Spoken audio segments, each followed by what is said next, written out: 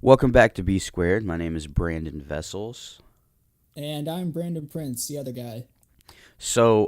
We decided to get the band back together and record another podcast. I jumped through a lot of hoops to get this done. Like, I downloaded a lot of software until I could find the one that would allow me to record through basically a Skype type, program. It's not exactly Skype because I heard Skype is really bad, but he is not in the Those same room with quality me. drops, though. Yeah, yeah, the qualities drops are really bad, but this is supposed to be better, and we're able to, through the power of the internet, as Boogie would say, Yeah. um, we can talk to each other, and I can control like the levels and stuff. So that's pretty cool. So let's get into it. This week we're going to be talking about Cloverfield Paradox. Is that what it is? Cloverfield Paradox? Well, I thought we were talking about the franchise as a whole. Right. Yeah. That's better. I think we should do that. Well, I guess it would be good to explain why I was like inspired to talk about just the franchise in general. And that is because a new movie came out on Netflix called Cloverfield Paradox. If you haven't heard about it, you need to go check it out. You need to check out all these movies, but that one in Certainly, particular sparked this. What'd you say? it's certainly like one of my favorite series that's coming out currently. Just because I've been following this series since the first one came out. I saw it on DVD. When it came on DVD, I was like 11 years old. Oh, And ever wow. since then, I wanted more sequels. And we're finally getting them. And the way that they're doing it, I just love everything they're doing with the series. Yeah, I mean, same here, man. I first saw that movie with my grandma in theaters, and it sparked my interest in, found footage styled things. I mean, I loved after that Paranormal Activity, and then, like, even in comedy, I liked The Office. I really enjoyed the style, and it was a fun movie. Well, anyway, the reason why I wanted to do this podcast was because during the Super Bowl, they had a trailer for Cloverfield Paradox. And Mm-hmm. literally, only one trailer during the Super Bowl that said, it would be dropped right after on Netflix. And with one trailer, right, the day of, it was trending on Twitter and people were so excited to see it, which I thought was cool. Like, how much clout can a franchise have when they do zero promotion other than during the Super Bowl once, and then it's trending and people, flock to see it right after. So that's why I really wanted to talk about it because I know that you are a really big fan of this franchise, right? Yeah, like I had heard about Paradox because 10 Cloverfield Lane came out in 2016, right? And later on that year, they announced a third one that was called, at the time, they call it God Particle. It was supposed to come out like October 2017. I was super excited. It was supposed to come out like February 2017, like pretty much a year after Lane. And then they pushed it to October. And then they pushed it to February of this year, and then they pushed it to March or April again. So I was just like, man, when's it gonna come out? And then surprise, surprise, they dropped one trailer on Super Bowl night, and I was giddy. Yeah, a lot of people were. I mean, I hadn't kept up with it after 10 Cloverfield Lane. I didn't know. I wish I had like my finger on the pulse of like new movies and stuff coming out because I was really happy because it caught me off guard, but I didn't even know there was another one coming out. Like, I wasn't aware. So I think it was smart of them to air it during the Super Bowl because a lot of people saw it, and it And it, like for it people made like me, it was it drew me into it because I wouldn't have even have heard about it if it hadn't been on the Super Bowl. and all of these movies have really interesting advertising because the first one, when it was first starting to get advertised, I think it was before Transformers in 2007, they Hmm. dropped a teaser trailer for it that didn't even have a title. It was just like January something to that. I think January 12th, 2008 or something like that. Yeah. And all you saw was like the party scene, and then the Statue of Liberty's head just gets thrown, and people were like, "What is this?" And it was just it didn't have a title; it just had the release date. And without getting into too much detail about the alternate reality game and stuff like that, that's kind of what built hype. And then 10 Cloverfield Lane, um, the first trailer for that came out like only 2 months before the movie did, and it was no lead up. It was just like surprise Cloverfield sequel, and here with the third one, it's literally the night of release, and they put out like a 30-second trailer. Each one of these has really unconventional marketing. And they seem to do well, right? Like, I don't know how well 10 Cloverfield Lane did, but, from what I've Financially, it heard, did well, and it got even higher reviews than Cloverfield. right? Um, and then, unfortunately, Paradox hasn't got very good reviews. It's Oh, at like a really? 20% or something, but I completely disagree with that. I loved it. Well, I give it credit for, you know, using such a crazy concept. Like, who would have thought they would be using, God particles and alternate, like, Yeah. dimensions and stuff? Like, I don't think, I mean, to me, I mean, you might know more about this than I do, but what other franchise has done something like that? Like, I mean, to me, I was like, are they talking about Mandela effects? Like, what is this movie? It's insane. So, do you want to like start at the beginning of the series and tell how they all kind of build onto each other Oh, leading up to Paradox? yeah, let's do that. So, how many times have you seen the first Cloverfield? I want to say probably a handful of times over the years. Not like enough that I would have like intensely watched and know a lot about it. So, in the movie, they don't really go into too much detail on how the monster got there. No one really knows. Right. Um, it's just one night in 2008, a monster attacks New York City, and everything starts going crazy. Um, People think in the movie they say it's because of an oil rig explosion, and that's it.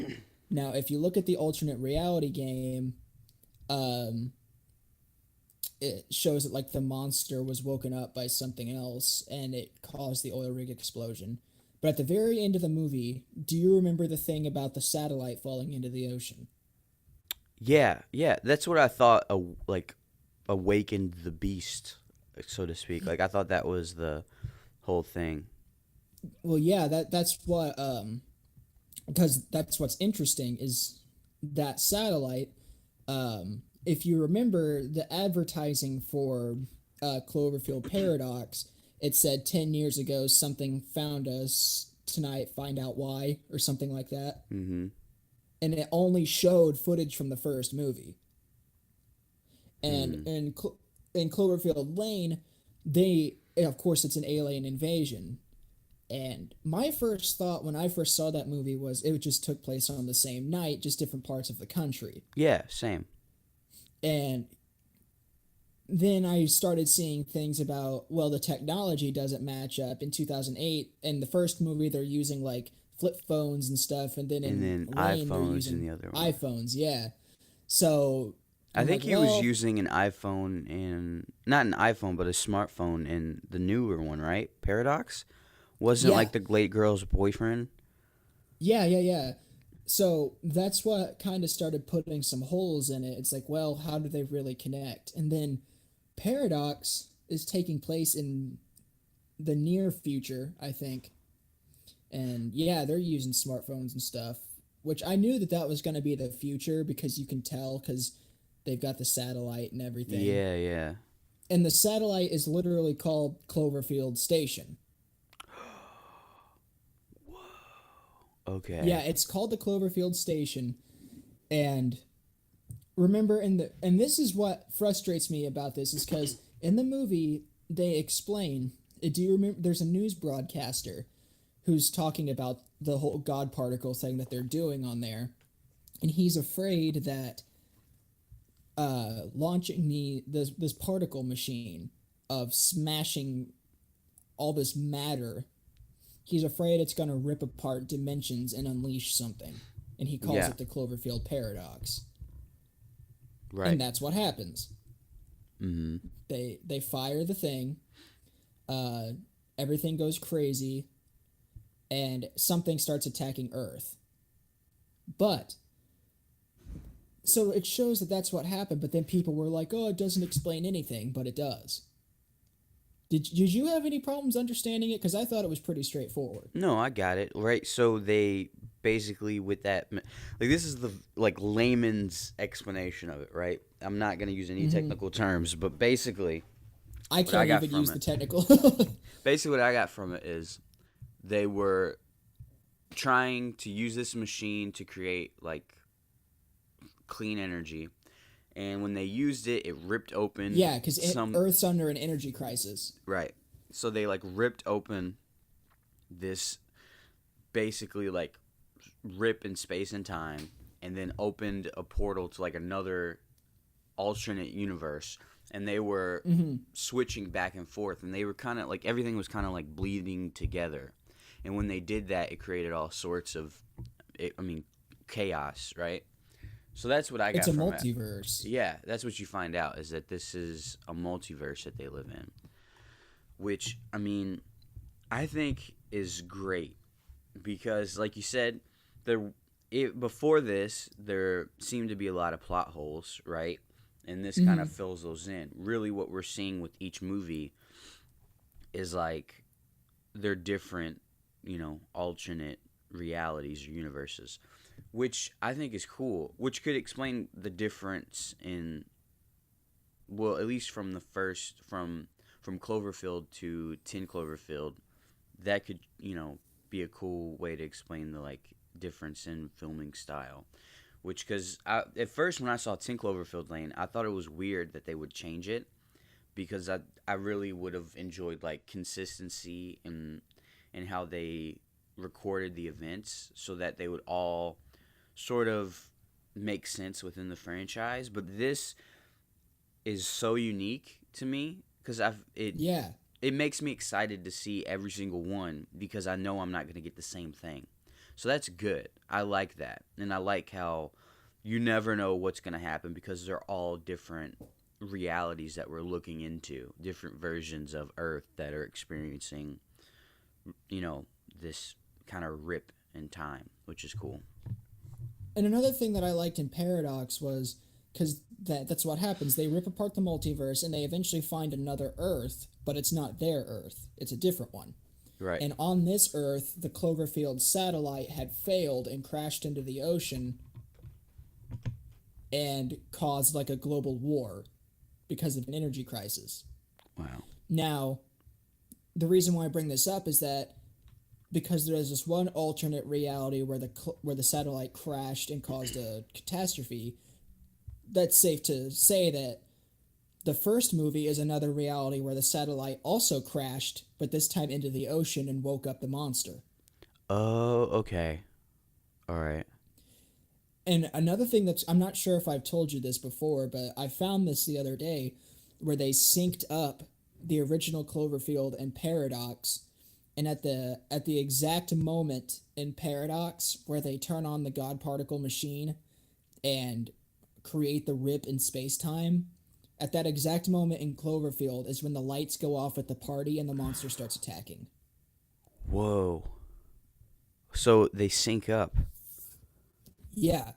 So in one reality, the satellite crashed and woke up the monster. In the other reality, the space time rip brought aliens. So who knows what we're gonna get with the next one? Man. And can I just talk about the most satisfying part of Paradox for me? Yeah. At the very end of the movie, Yep. when the space capsule is coming down to Earth, and I thought it was gonna just be the first movie. Oh, spoilers, everybody. Uh, one of the monsters, like from the first one, just bursts up through the clouds and roars. And of course, I was fangirling because I love the first one. Yeah. Don't they call it But Clovey? That's the name that we've given to the monster. Clover or Clovey, yeah. Clover, yeah. And That's so crazy. it makes sense because in Paradox, you see that something is attacking Earth, but you don't really see it. You just see shadows moving around and stuff. And then at the end, you see it's like a massive Cloverfield monster.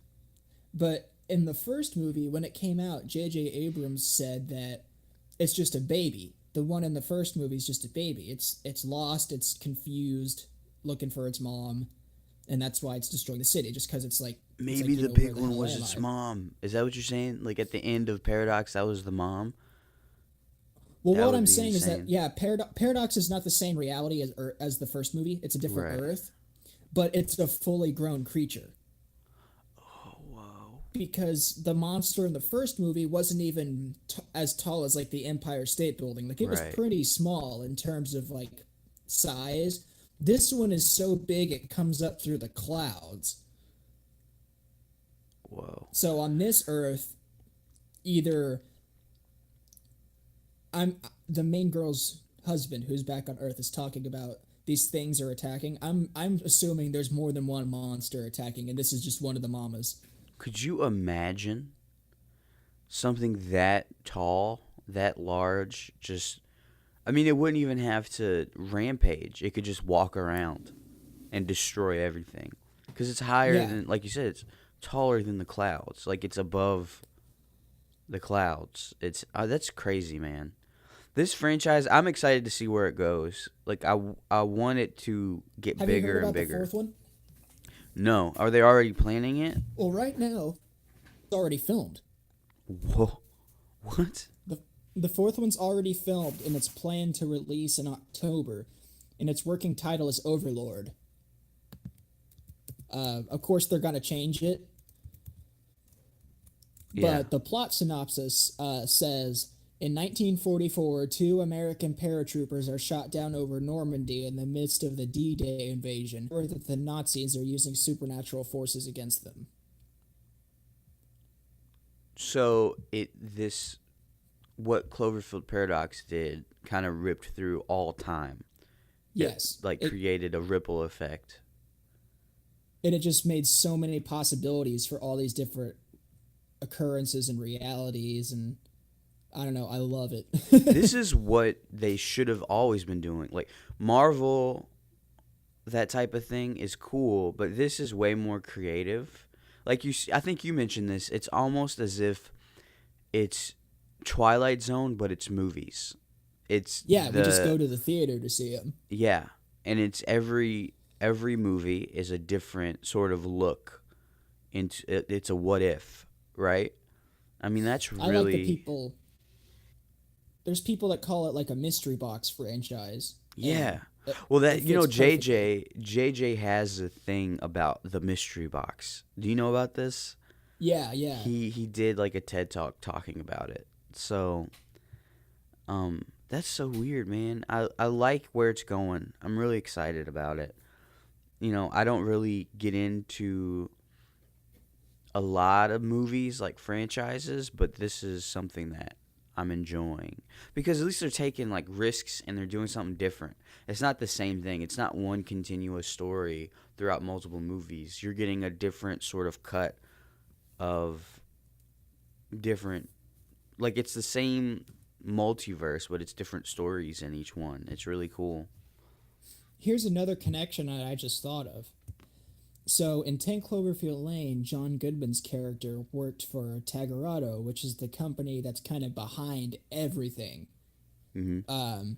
In the first film, they owned the oil rig that the monster, that exploded with the monster. In Paradox, Tagarado built the Cloverfield Station satellite. Mhm. In 10 Cloverfield Lane, John Goodman's character worked for Tagarado, and I'm pretty sure, according to the ARG, he built uh, a satellite that they did. And I'm assuming that that's Cloverfield Station. And I'm also assuming that since we're sending these shockwaves through space, that's how the aliens found us. Okay. And So it's I like putting like out a signal for them to catch yeah, us. and I like how these movies there's no real concrete answers and it makes you theorize. Well, I think they want the fans to do that. That's the same thing with the ARGs, right? Uh-huh. It's like they want because it brings a more in like I don't know what to say, like enriching experience to it. Like in like when I go to the movies and see this, since I've been theorizing through like before even watching a trailer, I'm more invested in it. It almost does the work of the storytelling without actually putting that in the movie. Does that make sense? It's like Yeah, half it the makes sense. story is being told outside of the theater, and then you come to it with your own perspective, and that makes it so much more fun for the viewer. And you don't That have to, use the plot to make you invested. You just are. You know what I mean? yeah, that's like I showed the first two movies to my mom. I showed her the first one and then we saw 10 Cloverfield Lane in the theater. And when I saw Paradox, I was messaging her about how they all connect in the whole multiverse thing. And my mom doesn't really do too well with movies like that where you really have to piece together and think. Yeah. I'm not trying to call my mom stupid, but like, No, I get it. uh, no. So she was like, "Yeah, I'll probably that's probably a movie I'll have to watch with you so you can explain everything." And There's just so so, much, though. There's so much there. what would you like to see them eventually do? You know what would be cool? Kind of like I think they did this in DC, but like they smash all the worlds together, and then you have to like see the chaos that ensues from that. Like maybe the aliens attack the Cloverfield monster, and like it's all just happening on Earth all at once. There are like multiple people meeting. Like I see a different, Earth version of me, and we meet up because there's so much going on just by coincidence. Like I don't know. I think that would be cool. Maybe have, or they could rectify the whole situation, and the main girl from Paradox meets herself from the other reality, and they kind of like fix what's going on if they even can. Like maybe that's how they can reconcile the whole thing.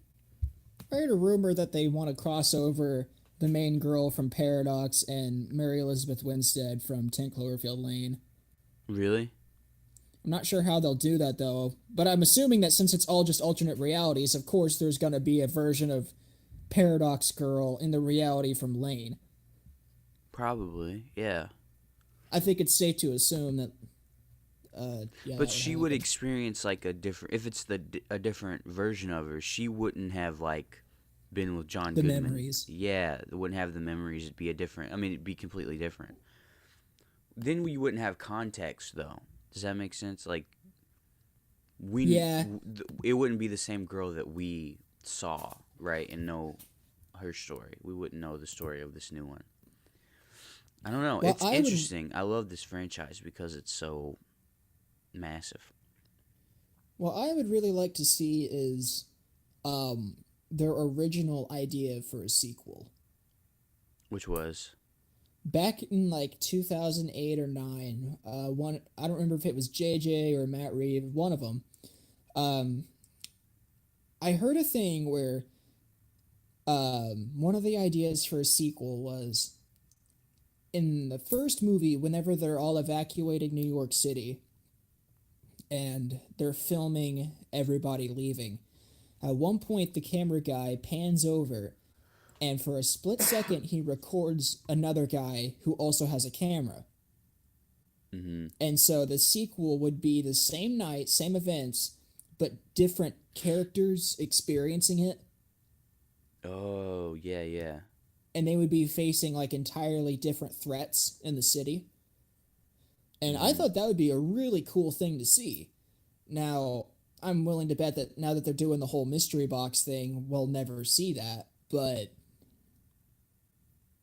I don't know. I just think that would be a really cool thing to see. You know what would be cool? You know how Blade Runner 2049, there's like three, you showed me that. There were like three different short films that took place in between the first Blade Runner and then the 2049.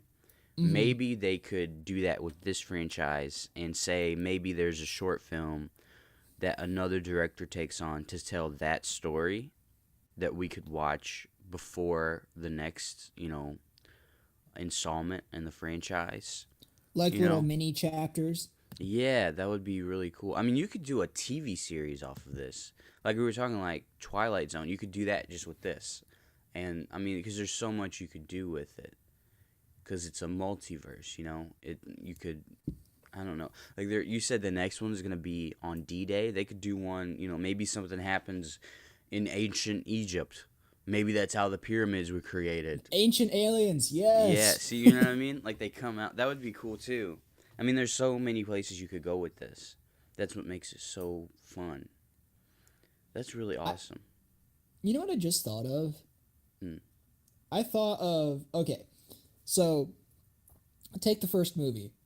I always wondered why they called it Cloverfield, because in the first movie, all you get in the beginning, um, it says like, oh, what's it say? Camera retrieved from area known as Cloverfield, formerly known as Central Park, Mm-hmm. something like that. It's like a title card, like a government title card. So I was like, well, why would they call it Cloverfield? That doesn't make any sense. I mean, I know in the movie they bomb the creature and pretty much level Manhattan. Right. So I'm like, well, does it mean that it just kind of returns to the wild? But here's my theory. My theory is, of course, the satellite was what woke up the monster.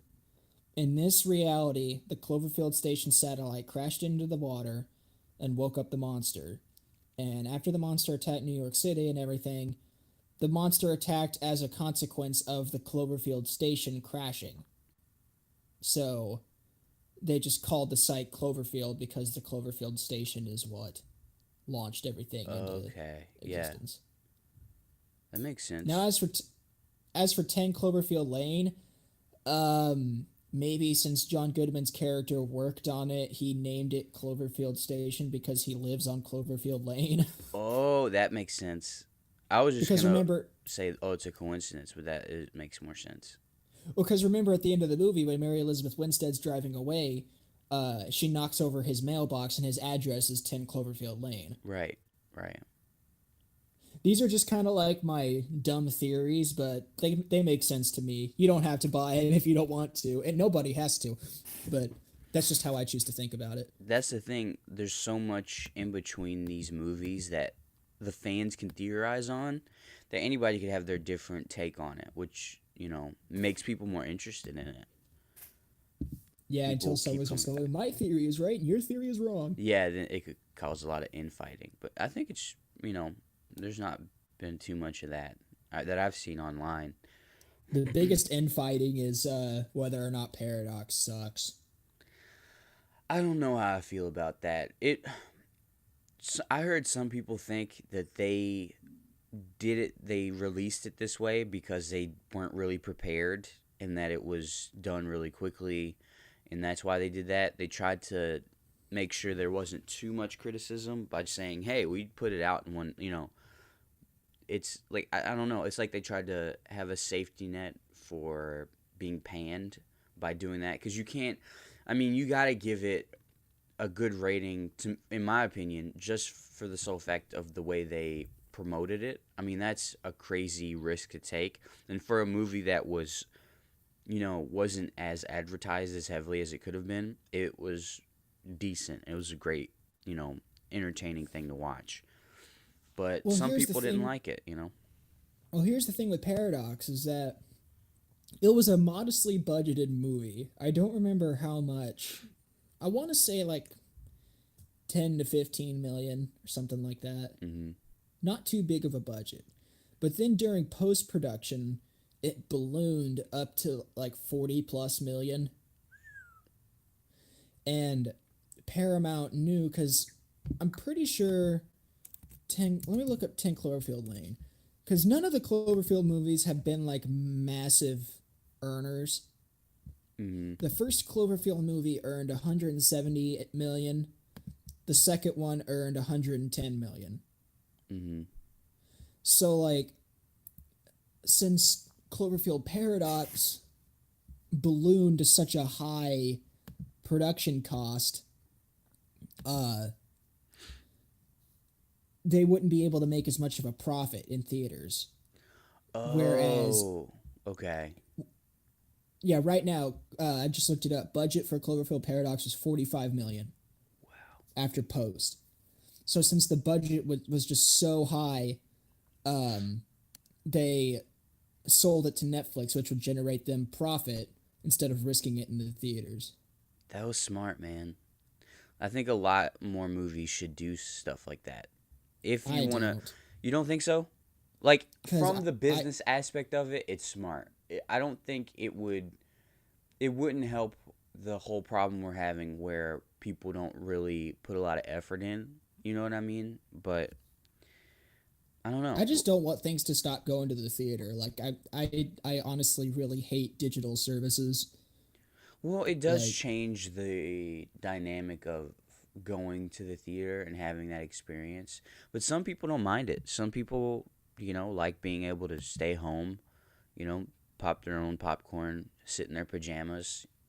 But I get, because I love that movie theater experience myself. But same. it's just kind of the way things have changed. But that's crazy, because that makes sense what you're saying. And that was better than my thought, you know, that they wanted to get better reviews, so they did it that way, so people wouldn't have a real reason to like pay in it. But you're right, doing it through Netflix saved their profit. Oh, here's an interesting thing. Do you remember the news reporter woman who was talking to the scientist in the beginning of Paradox Mm-hmm. about the Cloverfield paradox? Mm-hmm. That woman is the same woman in 10 Cloverfield Lane who goes to John Goodman's cellar and is banging on the door saying, let me in," and then What? she dies. Really? Yep, same character, just a different world. Wow. So that, changes everything. That means, like we said, the girl that we saw in 10 Cloverfield Lane, if we see her in another movie, she could be totally different. We won't have any context to her story at all, which I think would be a reason why not to recycle characters, unless it's like a side character like the one you just mentioned, because Oh, we couldn't, we can't really follow along. oh, this is interesting. So the guy who was talking about the paradox, it says his name is Mark Stambler. Mm-hmm. Uh, it says he's a conspiracy theorist discussing the Cloverfield paradox. Reviewers have observed that the character shares the same surname as Howard Stambler, the conspiracy theorist portrayed by John Goodman in 10 Cloverfield Lane. Hmm. So maybe they're brothers? They could be. Hmm. That's really interesting. Or, since they're alternate worlds, just different identities. It could be. Simon Pegg has a cameo as a radio voice. I think I did hear that. It was when they were in the bunker, right? I'm so sorry. It's cool. That feel whenever you get a spam caller in the middle of your podcast. It's I'm fine. so sorry about that. Dude, it's cool. I can just cut it out. Because we're at like 35 minutes. I want to have like 40 minutes, 45. So we can cut all that out. There was some other stuff that I had seen. I also want to take a moment to talk about the creativity put into each movie. Okay. Because, like, the first movie, of course, was just a monster film, but it was a monster that we hadn't really seen something like before. Mm-hmm. Most of the times we saw, like, big stuff like Godzilla. Yeah. In this movie, in the first Cloverfield, it's real, like, spindly and skinny, and you don't know what it looks like. It could just kind of break. Yeah. Which And made it same with way a more little. creepy, like scary. Yeah, same with like the little parasites that come off of it. They're real small and clicky, and Yeah. the second movie doesn't really have a monster other than the aliens, but it makes up for it in how tense the atmosphere is with John Goodman's acting. Yeah. And that's why I like the tagline of that movie is monsters come in many forms because it's talking about John Goodman. Yeah. He was like a monster. And then I'm on my personal opinion, Paradox is the most creative of the three. Since they did all that reality bending, you had a scene where a man like pretty much in the movie it says that like all of the simultaneous realities are trying to exist at once because of the machine, and everything is like kind of shifting in and out of each other and realities are changing. So you've got a woman who just appears in the wall with all the Yeah, she that was fuses with the insane. wires and stuff. Oh, um you've got like that one dude whose arm falls into the wall and gets severed off. um you've got worms appearing in a guy that he throws it, that reminded me of the chestburster scene from Alien. well, yeah. I thought they were gonna do like an homage to that when they had him. I think he was like on the table or on the ground laying. Yeah, he falls back on the table and is all shaking around. So I'm like, oh, here comes the chest burster. And no, he coughs up worms everywhere. Ugh. That Uh, movie was crazy, dude. you've got a woman who just, like, she's in this airlock and it starts filling up with water and she drowns. That was a Oh, cool no, part because I she thought doesn't. she doesn't drown. She froze, right? Because it Yeah, ended yeah, up yeah. bursting. Yeah, the vacuum of space froze her solid. But that was crazy because the part of the ship phased into a different reality, but was still Hmm. connected. Because you remember they said that the station had fallen into the ocean, right? So the part Yeah. that she was in, was that one section phased in with the reality that was in the ocean. Isn't that crazy? Like Okay. that's the way I took it. I was like, "Whoa, she's in that." But what confused me was That makes how complete they sense. still interacted with her even though she was in another basically like reality at the same time. It was really weird, but man, that movie was so creative to think of stuff like that.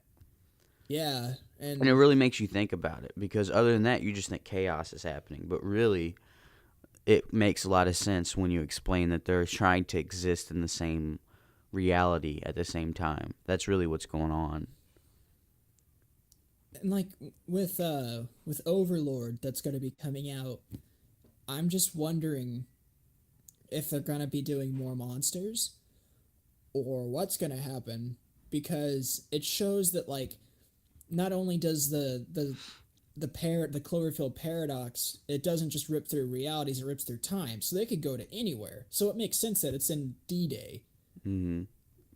So I'm hoping we get to see like the Nazis are using the little parasite monsters to attack people on the field. Right. Or like I would want to see like something from modern times appearing in D-Day time. Like maybe a jet, like a modern jet just flies overhead and they're like, "What is that? Jesus." Like that would be cool just to see how the realities are connecting in that way. Just cuz I mean chaos is happening. That would be cool. I can't really think because we've got a found footage monster movie. We've got a suspenseful, isolated alien film. We've got a sci fi film set in space that's kind of a slasher film. Not a slasher film, but like people are just dying off. Yeah. Then we've got a World War II film. I'm just thinking of all the different possibilities they could do. I mean it could be anything. They could go anywhere with it. I think from here on out, it would be smart to just take little stories in each like multiverse. Like they're using D-Day now. Like I said, they could do ancient Egypt or go someplace else. Just really, they could go anywhere with it. Just giving us little episodes. I really want to see that ancient Egypt idea. Yeah, that would be cool. Or like I remember when 10 Cloverfield Lane came out, the director was talking about the goal for the Cloverfield franchise, because 10 Cloverfield Lane and Cloverfield Paradox were not supposed to be Cloverfield movies originally. Mm. They were little spec scripts that got sold to the studios, and they wrote in connections after the Hmm. fact and kind of reworked them into Cloverfield movies. And I don't remember if it was the director or one of the producers of 10 Cloverfield Lane said that like the goal for the Cloverfield franchise is to take little independent scripts and give lesser known filmmakers a chance to make these smaller ideas Yeah. as movies. And I think that's a really cool approach. Well, Like, it brings a lot of different takes on things. And it keeps it yeah, fresh. It keeps the franchise very fresh. Every time you go into it, it doesn't get old. Like the Marvel movies get so old. That franchise, like I'm bored of it at this point.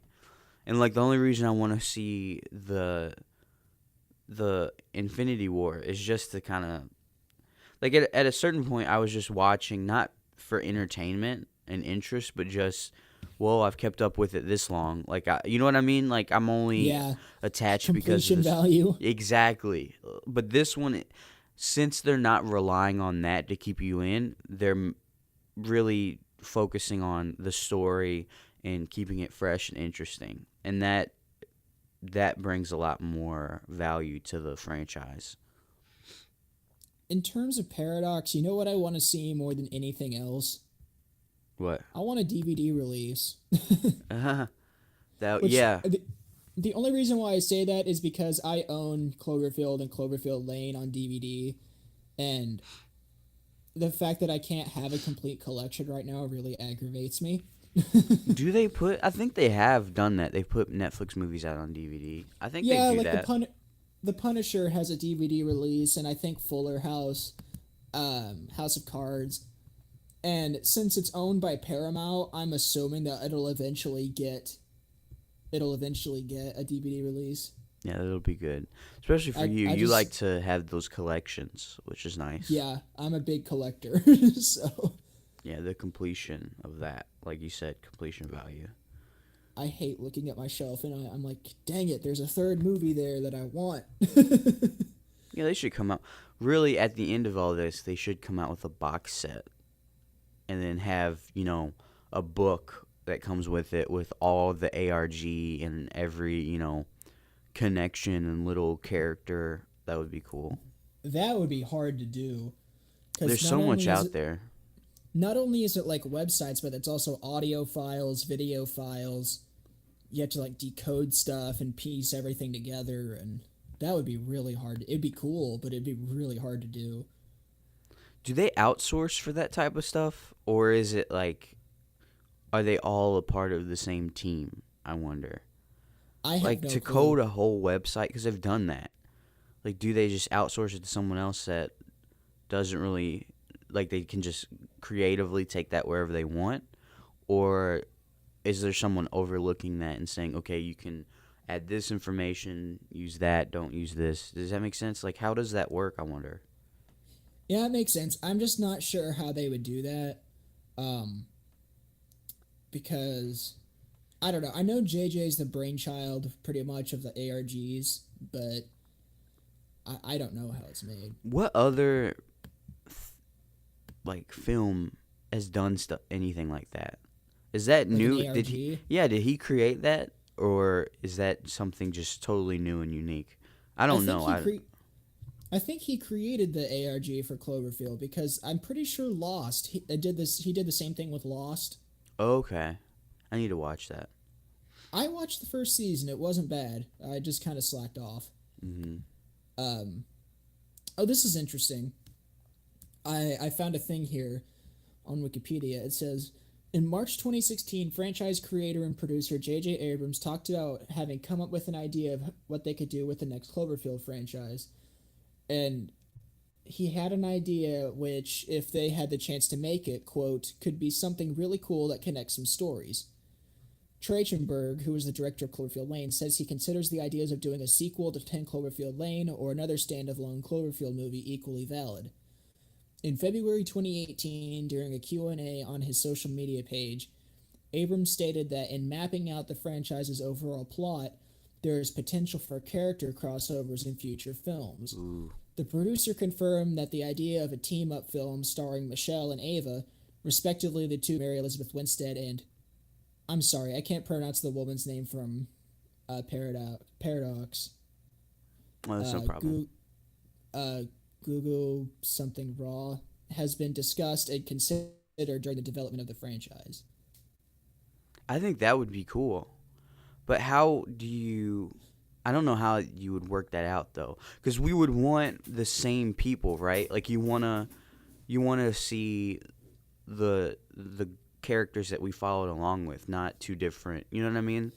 Since they're Yeah, alternate because it wouldn't work out universes. because first of all, I'm not sure how old the woman in Paradox was supposed to be, but Paradox takes place in 2028 and Mm. Cloverfield Lane takes place in 2016. Mm-hmm. And I mean, I know they're alternate realities, but like the woman on in 10 Cloverfield Lane would be much younger in this reality and she wouldn't have any memories of the space station. Whereas in Cloverfield Paradox, it's if it took place on the Cloverfield Paradox world, that version of Mary Elizabeth Winstead would be older, but she would have no memories of John Goodman. So it wouldn't even make sense for them to cross Mm. over because there's no reason to. Maybe they could, because we don't know for sure if they crashed on the same planet that they intended to at the end of Paradox. So maybe that's how they could do it. Maybe she lands and she meets Mary Elizabeth, right? Maybe that's how it could work. Maybe they end up being So on that her. world would have aliens and an even bigger monster. Yeah, that's how they could connect it. Because Hmm. we haven't really been told that it's like separate events. You know what I mean? Even though it kind of seems that way, they still could, to me, claim that both are happening at the same time, right? Like maybe the aliens and the monster are on the same planet, wreaking It havoc. could be. I Because they think haven't, personally, well, go ahead. I'm sorry. I just think personally uh it would be good to keep them since it's an anthology. It would be good to keep them kind of isolated from each other. Okay. Yeah. But it would be kind of cool, like if we could get those characters. I would like to see at least what they could do. But my own personal preference is that since it's an anthology, just keep them separate. Yeah. I mean, I wouldn't mind that either. I'm just, if they were to do that, that would be a cool way to do it. But I like the way it's going. I don't think they need to necessarily have them meet in person in the same movie. There doesn't really need to be a team up thing. But my thing is, I just want to see how they wrap everything up. Even they're Same. probably not even close to wrapping it up. But I don't know how how they fix everything. It seems like there's so much going on. There's so much chaos that there's no solution to me. I don't know how there could be a solution. You know? Here's how they do it. Um, they'll do it like the original ending for what they wanted to do for the original Star Trek film. They'll send everyone back into space and they find the edge of the universe and they ram into it because it's like an invisible wall and it'll crash open and there's the eye of God staring at them, but this time it's the eye of J.J. Abrams and he's looking into his computer writing the script. That's hilarious. Yeah, that's how they should end it. That's how the whole thing should be ended. That's J.J. Abrams perfect. writing the script. Well, this was a great conversation. I had a fun time, and Same. we should do this again. Maybe next week we could review Black Panther. Have you seen that? I know you said you weren't really feeling like seeing it though. I'm probably not gonna see it in the theater. That's Mm, just I just don't see Marvel stuff, honestly. that's true. Well, we could figure out If something you want to else. talk, if you want to talk about Black Panther, though, I'll listen. Yeah, we could have a conversation about that. That'd be fun. So, I hope you guys enjoyed this. We do not, know a lot about reviewing movies, but we did our best and we enjoyed talking about it. So I hope you enjoyed listening. Please like and subscribe, and stay tuned for next week. And yeah, this is B Squared. I'm Brandon. I'm the other Brandon. All right. Thanks for listening, guys. Bye. Take care.